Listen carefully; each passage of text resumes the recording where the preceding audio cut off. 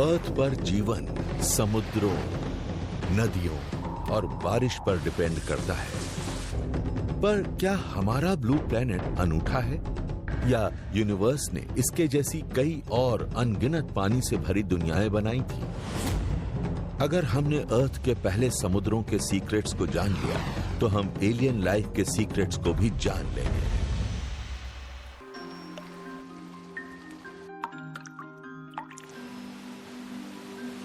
हमारे हिसाब से अर्थ वो अकेला प्लैनेट है जिसकी सतह लिक्विड वाटर के समुद्रों से ढकी हुई है, और ये वो अकेला प्लैनेट है जिस पर जीवन है। अगर आप अर्थ के हर एक लिविंग ऑर्गेनिज्म पर नजर डालें तो आप देखेंगे कि हर एक में पानी का एक हिस्सा है जो सिस्टम को बनाता है। हम बेसिकली पानी के बैग्स हैं और केमिकल्स पानी के मौजूद होने की वजह से ही लाइफ को शुरू कर पाए। अर्थ पर लिक्विड वाटर और जीवन साथ साथ चलते हैं, पर हम कितने खुशनसीब हैं कि हमारे घर में इतना सारा पानी है। हमारे पास बहुत सारा पानी है, तो क्या वो तब बना था जब अर्थ बना या फिर उसे बाद में कोई चीज स्पेस में से लेकर आई? क्या ये एक इत्तेफाक है कि यहाँ पानी है या ऐसा होना तय था?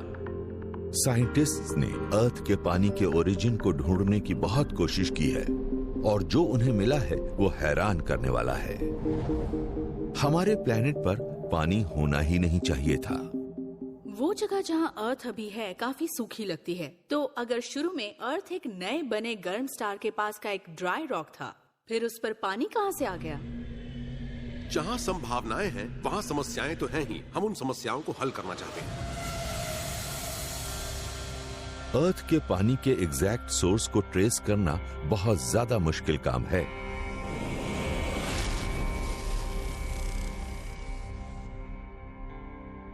ये सफर हमारे सोलर सिस्टम के बनने के दौरान 460 करोड़ साल पहले शुरू हुआ।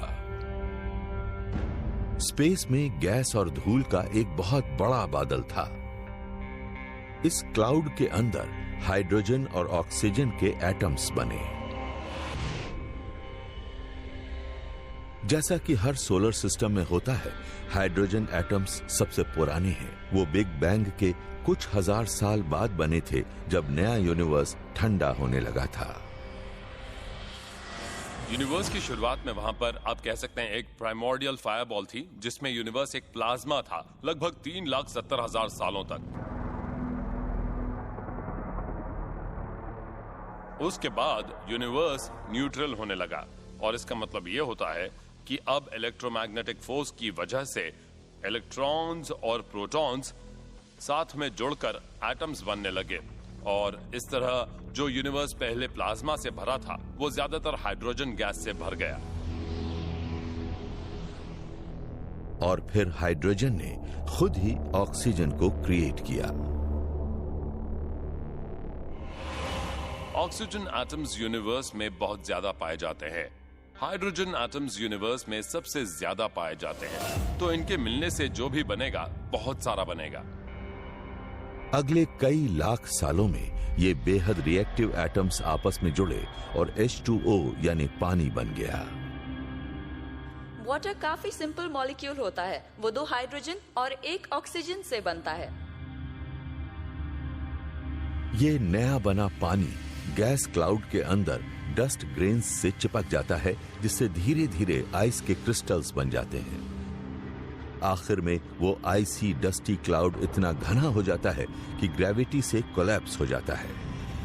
ये उस प्रोसेस की शुरुआत है जिससे हमारा सोलर सिस्टम बना है। यहां पर इतना पानी है कि अर्थ के ओशंस को 30 लाख बार भरा जा सकता है। जब हम उन स्टार्स को देखते हैं जो अभी बन रहे हैं और हम कई 100 हजारों को स्टडी करते हैं, हम देखते हैं कि यंग स्टार्स के इर्द गिर्द बहुत सारी मटेरियल की डिस्क्स घूम रही हैं, और उस मटेरियल में गैस, डस्ट और बेशक बहुत सारा पानी है। ग्रेविटी ज्यादा से ज्यादा मटेरियल को क्लाउड के सेंटर की तरफ खींचती है, जिससे प्रेशर और टेम्परेचर बढ़ते हैं। आखिर में बहुत ज्यादा फोर्सेस की वजह से फ्यूजन होता है, और एक प्रोटोस्टार, हमारा नया सन, जिंदा हो जाता है। ये नए स्टार के आसपास के पानी के लिए अच्छी खबर नहीं है। जब एक स्टार बनता है तो उसका एनवायरनमेंट बहुत ज्यादा गर्म और वायलेंट होता है। जो भी पानी उस इलाके में था, क्योंकि पानी एक वॉलेटाइल मटेरियल है, वो खत्म हो गया होगा। किसी भी स्टार की फॉर्मेशन के दौरान वहां आसपास पानी नहीं हो सकता। एस्ट्रोनॉमर्स का मानना है कि शुरू के सन ने अपने इर्द गिर्द की ज्यादातर डस्ट और पानी को अंदर खींच लिया होगा और फिर इस मलबे को स्टीम के सुपर हीटेड जेट्स के रूप में स्पेस में फेंका होगा।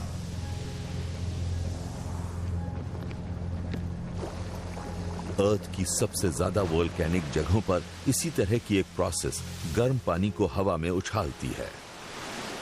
यहाँ पर बहुत गहराई में पानी है जो बहुत गर्म है और उसके पास जाने के लिए और कोई जगह नहीं है, तो वो स्टीम बनकर इन जायंट प्लूम्स के रूप में इस तरह बाहर आता है। प्रोटोस्टार्स के आसपास भी बहुत सारा पानी होता है और प्रोटोस्टार के इर्द गिर्द भी मैग्नेटिक फील्ड्स बेसिकली टनल्स बनाती हैं जिनसे पानी बाहर आ सके, और वो पानी बहुत ज्यादा प्रेशर के साथ इन टनल्स से बाहर निकलता है। देखिए इस तरह से। स्पेस में super heated water magnetic weak spots और प्रोटोस्टार्स के पोल्स से बाहर निकलता है। इन बड़े स्टीम जेट्स के अंदर वाटर के पॉकेट्स आखिर में ठंड की वजह से सॉलिडिफाई होकर बर्फ के टुकड़ों में बदल जाते हैं और मशीन गन बुलेट से 80 गुना तेजी से प्रोटोस्टार से दूर चले जाते हैं।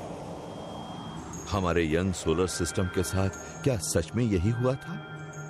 अगर हम वो सब देख पाते तो बहुत अच्छा रहता, पर अच्छी बात यह है कि हमारी गैलेक्सी में स्टार्स बनते रहते हैं, तो हम पूरी गैलेक्सी में प्रोटोस्टार्स को स्टडी कर सकते हैं और समझ सकते हैं उस वक्त सन के साथ क्या हुआ होगा।